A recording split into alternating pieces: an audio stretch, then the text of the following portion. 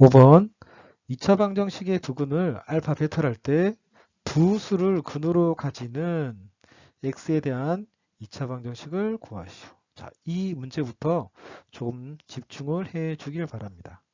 자, 문제는 2차 방정식을 구하는 거예요. 이것을 2차 방정식 조립이라고 하겠습니다.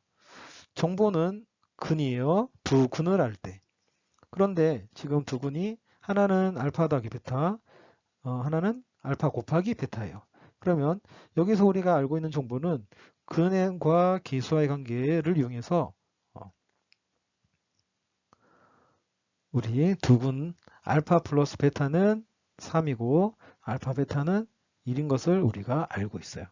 이걸 가지고 직접 3과 1을 근으로 갖고 있으니까 x-3, x-1은 0이라는 2차 방정식을 만들 수 있죠. 이때 이차함계수 a도 아직 정해지지 않으므로 이 a도 꼭 써주는 주의가 필요합니다. 2번 알파분의 1과 베타분의 1을 근으로 갖는 그 2차 방정식을 만들어 볼게요. 그러면 여기서 선생님 알파 베타를 직접 근을 구해서 역수를 취해서 다시 그 역수 두 가지를 가지고 2차 방정식을 인수분해 형태로 만들 것이냐, 아니면 두 근의 합, 아까처럼 알파분의 1 플러스 베타분의 1. 자, 왼쪽은 첫 번째 방법, 오른쪽은 두 번째 방법. 두 근의 합은 알파 베타 분의 알파 플러스 베타니까 3인가요? 두 근의 곱은 알파 분의 1 곱하기 베타 분의 1은 1이군요. 역시 3과 1을 근으로 갖는 2차 방정식이니까 x제곱 마이너스 3x 플러스 1 a는 0. 이해됩니까? 무슨 차이가 있냐면 왼쪽을 푼 방법은 선생님이 두 근을 직접 구한 경우예요. 직접 구해서 문제를 푼 경우고, 오른쪽은 두 근 각각을 구한 게 아니라 두 근의 합과 곱을 구했죠. 합과 곱을 구해서 문제를 풀었어요. 이게 두 번째 아이디어입니다. 그리고 세 번째 아이디어가 여기서 또 하나 나오는데, 자, 세 번째 풀이 방법을 좀 유심히 봐주시길 바랍니다. 이 세 번째 방법은 형태를 이용하는 거예요. 그리고 좀 어렵습니다. 자, 어떻게 하느냐? x제곱 마이너스 3x 플러스 1은 0을 만족하는 두근 알파 베타였잖아요. 근데 우리는 이 알파분의 1과 베타분의 1을 근으로 갖는 2차 방정식을 만들고 싶어요. 그러면 이렇게 생각을 하는 거예요. 이 x는 자리인 거예요. 아직 어떤 특정한 문자의 자리를 얘기하는 건데, 이 자리에 알파와 베타를 대입을 하면 등식이 된다는 얘기죠. 그럼 우리는 어떤 식의 알파분의 1과 베타분의 1을 대입했을 때 등식이 되는 그 형식은 어떤 형태인가 라는 것이 이 문제인데, 이것을 이렇게 풀어보겠습니다. 양변을 x제곱으로 나눠 보겠습니다. 그러면 1 마이너스 3 곱하기 x분의 1 플러스 x제곱분의 1은 0이 되는 거죠. 이해됩니까? 그러면 우리는 이때 알파와 베타를 대입을 하면 이 식은 x는 알파와 베타가 근이 돼요. 이해됐어요? 그런데 이거는 2차 방정식이 아니잖아요. 이해됐습니까? 그래서 여기에다가 우리는 알파 베타 자리에다가 여기에 이 자리를 비우는 거예요. 다시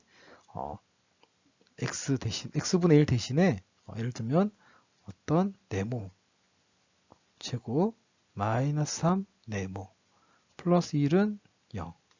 그러면 이 식에 지금 알파분의 1과 베타분의 1을 대입을 해도 등식이 되는 거죠. 이해됐습니까? 그래서 이렇게 문제를 풀면 답은 x제곱 마이너스 3x 플러스 1은 0. 이 네모라는 자리를 x로 생각을 하는 건데 여기 있는 x와 여기 있는 x는 물론 지금은 x는 같은 값이지만 이 마지막에 쓴 x하고는 다른 값이에요. 그래서 이게 여러분 좀 이해하기가 힘든데 여기를 뭐라 그럴까요? 여기를 A 형태의 A는 여기까지는 같은 A 값이에요. 근데 여기 쓰이는 X는 다른 X예요. 즉 X분의 1 이 자리를 다시 X로 바꾼 거거든요. 그래서 X분의 1을 바꿔치기 한 거예요. X로. 이런 관념적인 기호에 대한 관념적인 문제가 뒤따라서 이 3번은 좀 어렵다는 겁니다. 조금 더 예시를 더 보겠습니다. 자, 3번. 이번에는 알파-1과 베타-1을 근으로 갖는 2차 방정식을 만들어 볼 거예요. 그러면 첫 번째, 직접 두근을 찾는 방법이 있고요. 두 번째, 두근의 합, 그리고 두근의 곱을 찾는 방법이 있고요. 세 번째, 두근의 그 형태를 이용을 해서 푸는 방법이 있어요. 그럼 여러분은 이 세 가지 방법 중에 선택을 하면 됩니다. 만약에 알파, 베타를 근의 공식을 이용해서 직접 구한 다음 알파 마이너스 1과 베타 마이너스를 찾으면 돼요. 계산하면 되는 거죠. 자, 두 번째, 두근의 합과 곱을 이용하는 방법. 그러면 두 번째 방법으로 한번 풀어보겠습니다. 두 번째 방법은 우리가 근과 계수와의 관계에 의해서 알파 더하기 베타가 3이고 알파 베타가 1인 것을 알고 있어요. 그러면 알파 마이너스 1과 베타 마이너스 1이 두근이면 이 두근의 합은 알파 더하기 베타 빼기 1이 되겠군요. 그러면 두근의 곱은 알파 베타 마이너스 알파 마이너스 베타 플러스 1이니까 1 마이너스 3 플러스 1이니까 마이너스 1이 됩니다. 그러면 두근의 합이 1이고 곱이 마이너스 1인 2차 방정식을 근과 계수와의 관계에서 이용을 하면 최고차항 계수의 x제곱 마이너스 x 마이너스 1 이렇게 식을 만들어 줄 수 있겠군요. 할 수 있겠습니까? 자, 그러면 이 방법 하나 찾았어요. 자, 이게 답입니다. 자, 세 번째 방법으로 한번 풀어보겠습니다. 그리고 두 번째 방법과 같은 결과인지 비교해 볼게요. 자, 형태를 이용할 거예요. 그럼 잘 봅시다. 원래 x의 방정식의 근이 알파 베타였으므로 우리는 두 개의 식을 얻어내죠. 하나는 알파 제곱 마이너스 3알파 플러스 1은 0. 베타 제곱 마이너스 3베타 플러스 1은 0. 이렇게 알파 베타만 유일하게 등식을 성립시키는 값이에요. 그런데 우리는 어떤 틀이 있는데 어떤 식에 알파 마이너스 1과 베타 마이너스 1을 대입을 했을 때 0이 되는 2차식 fx를 찾고 싶은 거예요. 이해됩니까? 그러면 지금 내가 알고 있는 거는 어떤 틀이 있는데 어떤 그 틀이 알파에 알파 대입하고 베타를 대입하면 0이 되고 있거든요. 그때 그 gx는 x제곱 마이너스 3x 플러스 1 이렇게 생겼어요. 그러면 이 gx는 fx하고 얼만큼 다를까요? 보니까 1 빼고 1을 뺐을 때 우리는 등식이 되는 걸 찾고 싶으니까 기존의 값이 만약에 근이 알파와 베타였다면 이 식은 이렇게 하면 될 것 같아요. 만약에 g x 플러스 1이라고 한다면 여기에 만약에 x 대신에 알파 마이너스 1을 대입하면 g 알파가 돼서 0이 되겠죠. 즉 그리고 베타도 마찬가지겠죠. 베타를 대입해도 베타 마이너스 1을 대입해도 x에 베타 마이너스 1을 대입해도 g베타는 0이 될 겁니다. 즉 fx라는 식은 바로 gx 플러스 1. 즉 우리가 알고 있는 이 x제곱 마이너스 3x 플러스 1 이 식을 x 대신에 x 플러스 1로 계산한 식을 찾아주면 답이 된다는 얘기죠. 해보겠습니다. x 플러스 1 제곱 마이너스 3에 x 플러스 1 플러스 1은 0. 자, 여기에는 무엇이 들어가면 x에 어떤 값이 들어가면 0이 될까요? 원래 그 자리에 알파 베타를 대입했었는데 이제는 알파 마이너스 1, 베타 마이너스 1을 대입해주면 0이 되는 거죠. 자, 이것을 전개해 보고 있습니다. 그러면 x제곱 마이너스 x 1에서 3을 빼고 1을 더했으니까 마이너스 1은 0 되겠죠. 이해됐습니까? 최고차항 계수는 뭐가 돼도 상관이 없으니까 우리가 왼쪽에 2번과 같은 결과를 얻게 됩니다. 그래서 이번 시간은 이 3번을 잘 이해하는 시간을 그게 우리 학습 목표예요. 3번 방법을 이해하는 것. 사실 1번과 2번은 직접 계산과 크게 다르지 않아요. 그래서 3번 이 형태를 가지고 이해하는 친구면 조금 이 수학에 대한 개념적인 센스가 있는 것입니다. 자, x는 어떤 자리 개념이라는 걸, 자리 대신에 네모 대신에 우리는 x를 쓴다는 걸 잊지 마세요. 한 번 더 해보겠습니다. 자, 이제 같이 해볼게요. 세 번째 방법으로 바로 해볼게요. 그러면 x 대신에 알파 베타가 근이었으니까 알파 제곱 마이너스 3알파 플러스 1은 0.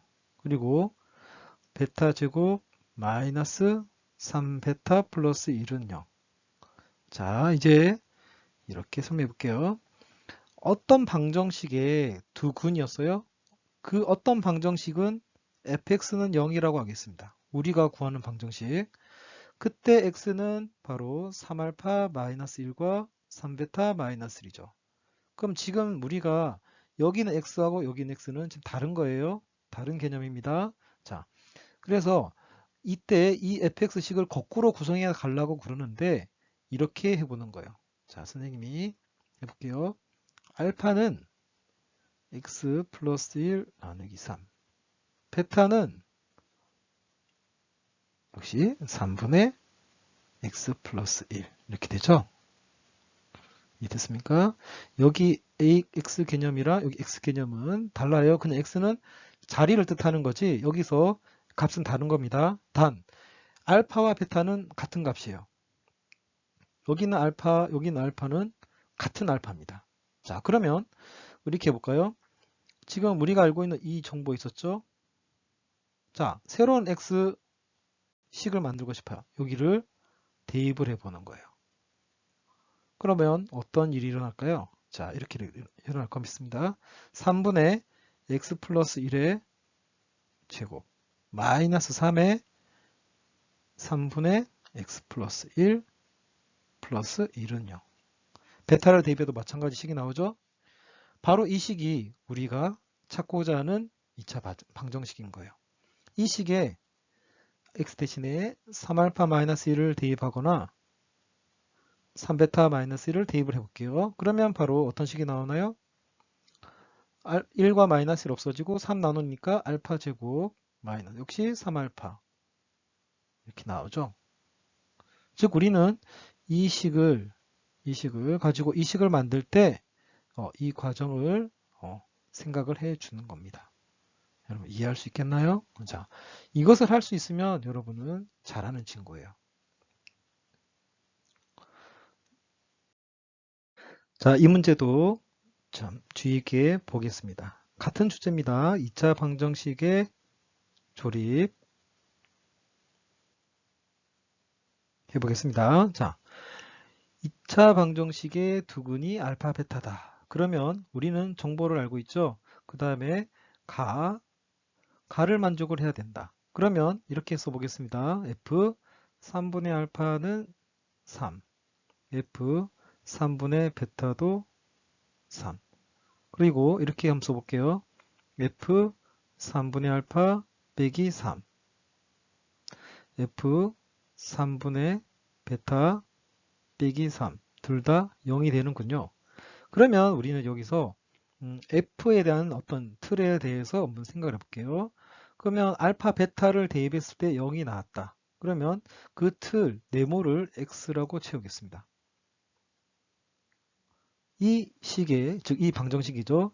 이 방정식, f는 2차식, 이 방정식의 두 근이 알파, 베타가 된다는 얘기예요. 됐습니까? 그러면 여기 이 복잡한 거에 여러분 신경 쓰지 마시고 두근이 알파, 베타이면 우리가 어떻게 2차 방정식을 조립했냐요? 우리가 아까 전에 개념에서 알파, 베타를 근으로 알고 있는 2차 방정식은 A의 x-알파, x-베타 이렇게 세웠었거든요. 그 식이 바로 이렇게 된다는 얘기입니다. 이해됐습니까? 그리고 2차 함계수는 모르지만 이 알파, 베타를 두 근으로 갖는 2차 함계수가 1인 방정식은 바로 여기 있네요. 그래서 바로 여기를 적용시키면 x제곱 플러스 2x 마이너스 1이라고 되겠네요. 자, 그러면 우리는 뭘 모르죠? a를 모르죠? 그 a에 대한 정보는 바로 여기 있습니다. a에 대한 정보. 대입을 해주면 되는 거죠. 자, 그러면 이때 이 f 안에 있는 이 괄호 값이 0이 되게 하는 x를 값을 찾아요. 이 값이 0이 되게 하는, 즉 x가 0일 때겠죠. 3분 x가 0이란 얘기는 x가 0이란 얘기니까 0을 대입을 하면 f 0 빼기 3은 이차함계수 a의 마이너스 1이 돼요. 근데 f0이 1이니까 a 값은 좌변은 마이너스이고 a는 2가 돼야 되겠죠. 따라서 우리는 f의 3분의 x의 빼기 3은 2의 x제곱 플러스 2x 마이너스 1이라는 것을 구했어요. 자, 그런데 여기서 또 문제가 있어요. 여러분이 또 기호에 대한 생각을 좀 해야 되는데 우리가 구하는 건 f3분의 x가 아니라 fx예요. 이해됐습니까? 여기하고 여기는 ax라 여기 있는 x는 다른 x죠. 여기 있는 x도 다른 x예요. 자, 이 문제상에서 하나의 문자는 하나의 값을 가지는 건 알파, 베타밖에 없어요. x는 말 그대로 자리 개념입니다. 어떤 특정한 값이 아니라 어떤 모르는 미지수의 자리, 즉 네모 틀을 대신해서 x라고 나타낸 거예요. 자, 그냥 기호일 뿐이에요. 우리가 많이 쓰는 관념적인 기호. 모르는 것은 다 x라 두자. 관념적인 기호. 특정한 값이 아니라는 겁니다. 그래서 이때 이 3분의 x를 다시 x로 바꾸는 작업을 할 거예요. 그러면 어떻게 하면 되나요? 3분의 x를 잘 모르겠으면 이렇게 치환해요. t로 치환. 똑같은 x를 자꾸 쓰기 헷갈리면 t로 치환하면 이렇게 할까요? 그럼 x는 얼마가 돼요? 3t가 되겠죠. 그럼 대입해 볼게요. ft는 빼기 3은 2의 x 대신에 3t 제곱이니까 9t 제곱, 3t니까 6t 마이너스 1이 되겠죠. 따라서 ft는 18t 제곱 12t 플러스 1 이렇게 됩니다. 이해됐나요? 그러면 이때 t도 자리 개념이죠. 어떤 문자의 의미가 없어요. 그럼 fx는 뭐라고 써주면 되겠어요? 18x 제곱 플러스 12x 플러스 1 이렇게 됩니다. 자, 여러분 뭐가 어렵나요? 이 바로 x가 어려운 거죠. x 개념이. 그래서 이 2차 방정식을 만족하는 알파, 베타에 대한 정보 그리고 가를 만족하는 식을 가지고 문제 핵심은 바로 이 부분입니다. 이 부분 식을 조립, 두근을 할 때 식을 조립하는 능력. 우리가 배웠어요. 맨 처음에. 그런데 이 식이 이렇게 된다. 그리고 A는 구했고 결국 이 식이 나왔다. 이 식을 다시 fx로 어떻게 변형해 줄 것이냐. 이때 x는 말 그대로 자리 개념이지 특정한 값이 아니다. 이것입니다. 세 번째 학습 목표입니다. 2차 방정식의 판별식의 의미를 이해하고 이를 활용할 수 있다. 자, 2차 방정식의 판별식의 의미를 찾아보겠습니다. 자, 근의 판별. 우리가 판별식 D는 B제곱 마이너스 4이씩 그리고 D가 양수인 경우 D가 0인 경우는 우리가 중학교 때 서로 다른 두 실근 그리고 중근 서로 같은 두 실근 이렇게 공부를 했어요. 단 어떤 의미가 있어야 되냐면 이 2차 방정식의 계수들은 모두 실근이 돼야 돼요. 죄송합니다. 실수 계수여야 됩니다. 근데 D가 음수일 수도 있잖아요. 그럼 이번에 배웠죠? 허근이에요. 서로 다른 두 허근. 자, 이 조건 알고 있어야 됩니다. 식의 구조적인 의미.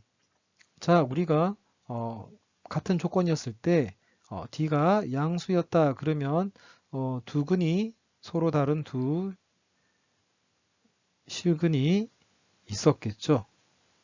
알파 베타가. 그러면 어떤 2차식은 이렇게 만들어졌을 겁니다. 이해되죠? 마찬가지로 D가 0이면 중근이니까 fx는 이차함계수의 x-알파, 즉 알파와 알파가 같겠죠. 그래서 제곱. 이렇게 식이 만들어진다는 얘기죠. 자, 서로 다른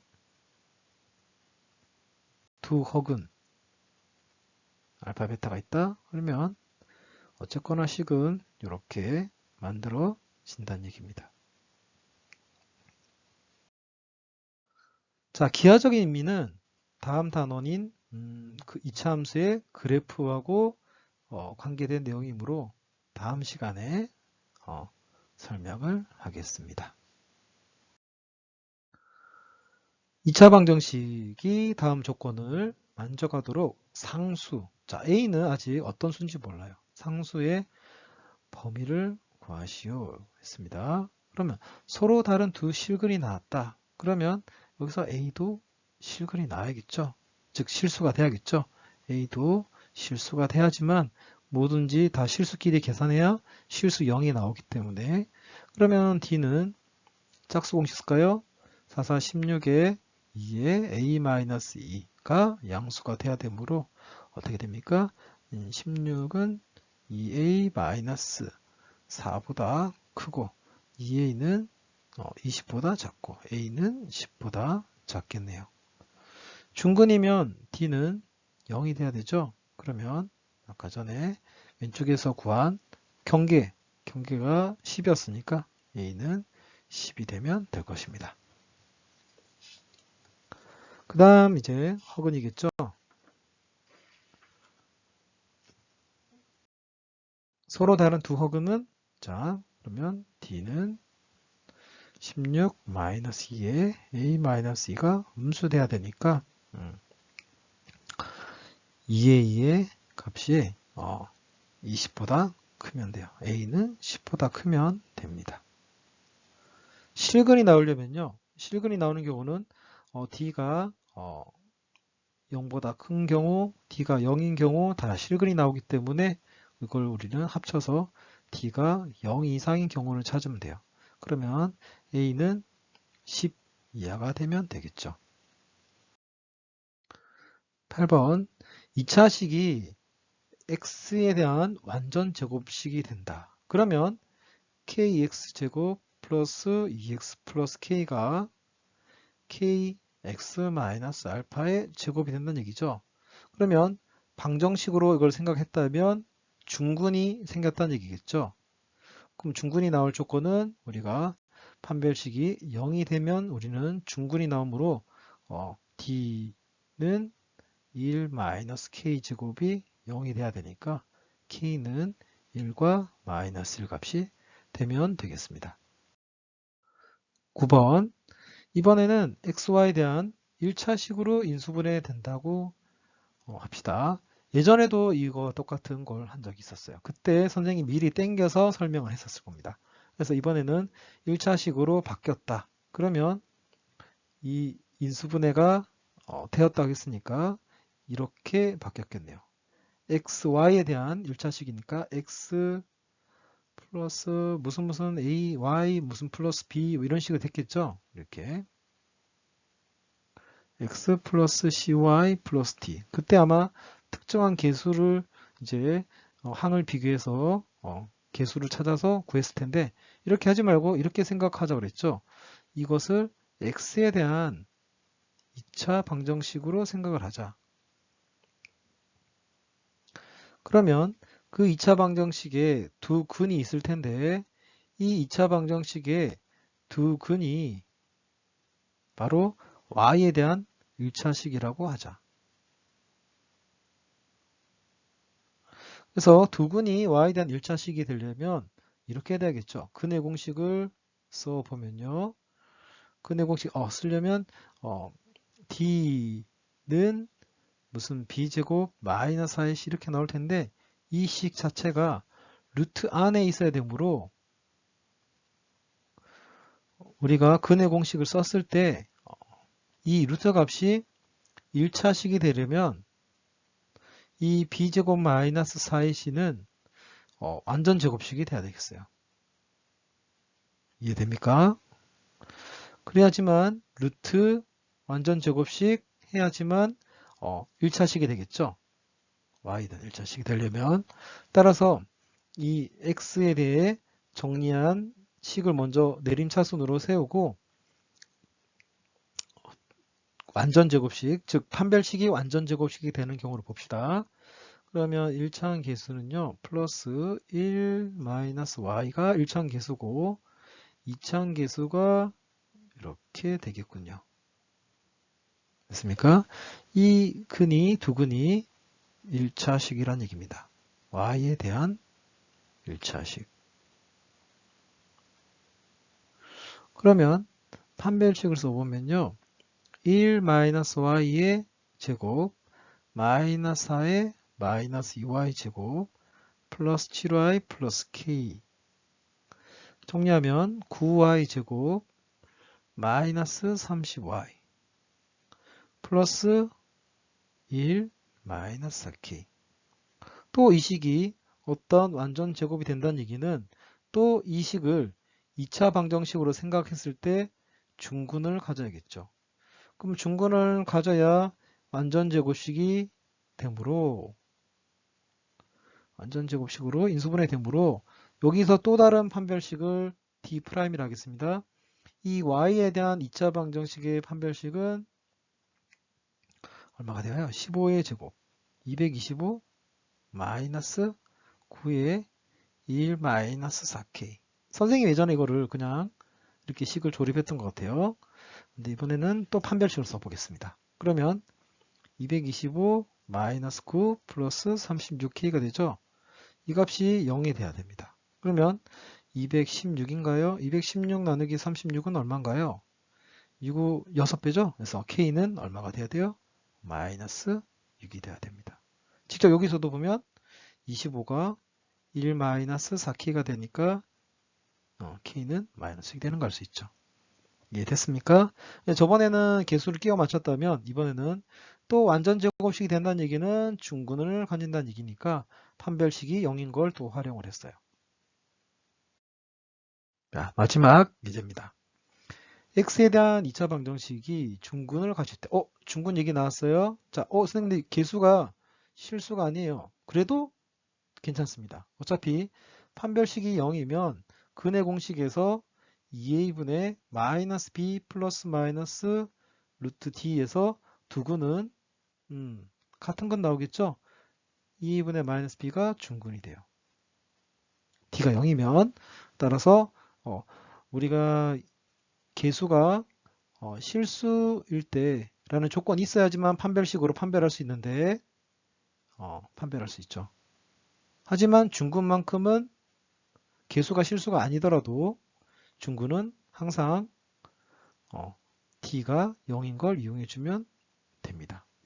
그러면 D 짝수 공식 4 플러스 AI 제곱에 마이너스 9 플러스 BI가 되겠군요. 16 플러스 8AI 마이너스 A 제곱 플러스 9 마이너스 BI. 그럼 실수 부분은 25 마이너스 A 제곱이 실수 부분, 허수 부분은 8A 마이너스 B가 허수 부분. 그러면 둘 다 0이 돼야겠죠? 그래서 A는 플러스 마이너스 5, B는 8A니까 플러스 마이너스 40 이렇게 되겠군요. 이해됐습니까? 근데 양의 실수라고 그랬으니까 A 값은 5, B는 40이 되겠군요.